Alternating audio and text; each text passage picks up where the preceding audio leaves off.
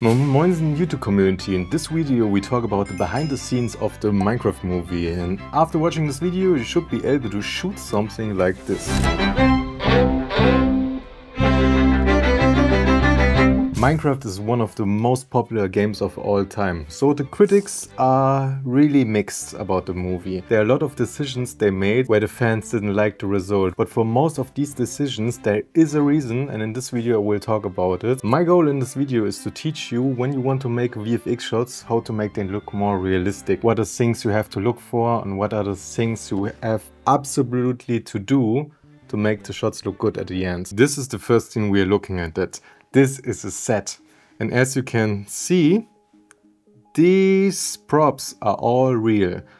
When you're doing VFX, you have to have real props on sets that are similar to the VFX you were doing, because now we have something to light, and we also have something to look at when we are talking with VFX people and want to tell them, make it look exactly like this tree, but give me thousands of them. When you have a set that is this big, you need a lot of ambience light to get your whole scene on an even exposure.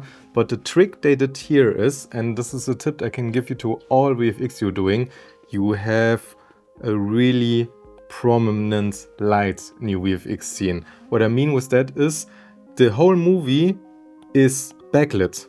You always see a big sun or a big lamp close to the subject, and this helps to sell the VFX. When everything is really soft and even, a lot of things do look fake in VFX. But when you have a really prominent key or backlights, the VFX artist can take this light and add it to the whole scene. So when you know the hairs of the people are always glowing, the VFX people know, okay, the trees have also to glow, and so they match better together. Now we are looking at the test shot they did with the skeletons, and I want to tell you about the things we see in this frame.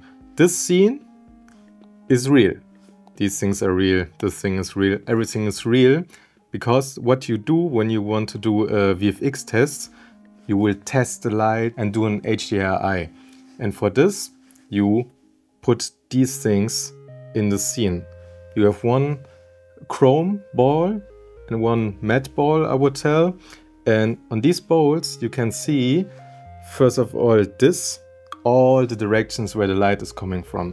So we know you can later take this part, do a big HDRI image with it, and tell the 3D program, look, this is where the lights and reflections are coming from. So the skeleton gets the same light direction as the actors in the scene. This ball here is just for the contrast level. You can see this ball is middle gray, and you can see a lot of things from it. You can see, okay, when this light is this strong, it will create this exposure and also this softness level. And with these two parameters, you can really improve your VFX, because you don't have to try and error, okay, is this light too hard, too soft on my skeleton? No, you have these reference points, and with them you can do it perfectly.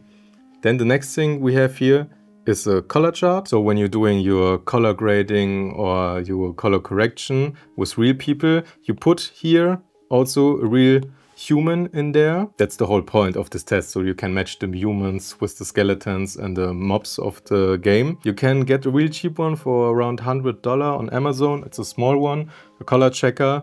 I will put it in the description.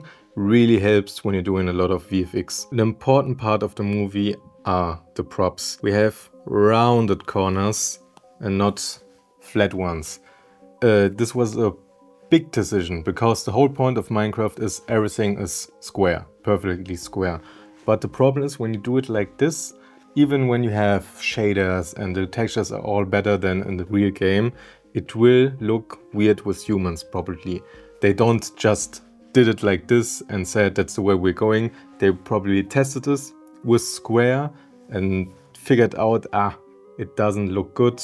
We have probably problems with the hard shadows, and it will much more blend in with the real actors when you have a little bit of curvings in our props. In this tracking shot with Jack Black and the girl, you can see the whole village is also real. So they always use the big part of the scene as real objects.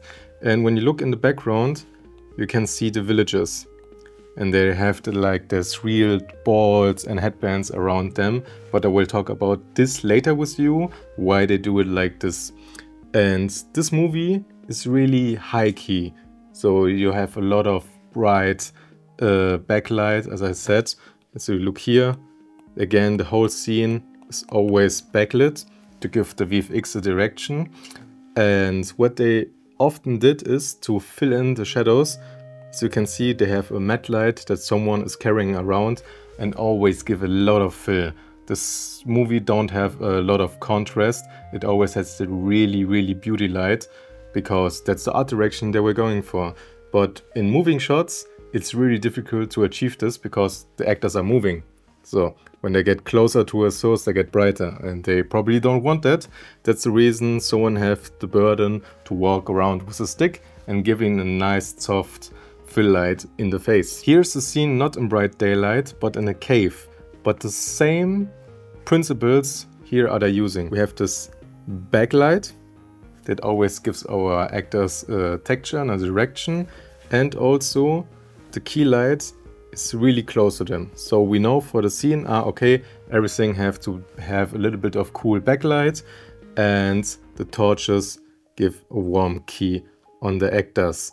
So the VFX artists know, and the viewer, everything have to be a little bit blue, and we have moving warm lights all over the scene. So with this little bit of information, they can easily extend the scene without you even noticing which are the fake blocks and which are the real blocks. From the side perspective, you can see everything a little bit cleaner. We have, like I said, the key light. We have a few asteras here and there to cover up the missing flames. You don't have to put these things over every place so that you get this effect. You can just put asteras in the depth viewing spots and giving this little glow fire effect. And also here they have this lantern lights to give the actors a little bit more film, because like I said before, they're not going to for a very contrasty look. Now we're looking at a monitor shot. Everyone loves a good monitor shot, and here are a few things I don't understand. Always on these big movies they're doing settings I don't get my head around. Like this Kelvin for this scene seems really random for me. They're going a little bit cooler than normal. I have all the time the feeling the skin tones are a little bit cooler, but the whole scene looks really neutral, so I don't understand why we're going with 3900 Kelvin. The next thing you probably noticed is this. We aren't on a 1080 shutter angle. Reason for this is it helps the VFX. A lot of motion blur is very difficult to track or replace because the camera has no information to use. This person is in a suit, and all these badges are basically tracking informations. These are suits that send a signal to a computer, so the computer knows he builds something like this. The computer, you see this mannequin, and they will have on all access points, and this information will transition to this one. So you later have not to animate the movement perfectly, so have the ground movement and only have to use your character that you already built and put it onto the skeleton. But the most difficult part is always when you have, for example, a skeleton you can see through the actor. So you have to do the worst part of all, and this is masking him out and replacing the background. So because there was a person and the camera doesn't know what's in the background. But hey, we did a lot of camera tests, we did a lot of VFX tests, we have a lot of informations how the setting looks and how it's lit, so it's really easy to build for a 3D artist. This whole section, again in Blender, Maya, etc. Cinema, their favorite software to use, and place it in the background. Then another tip I can give you is when you use weapons on set, swords, hammers, there are different versions you can use. Most of the time you build the same hammer or same sword in different weight classes.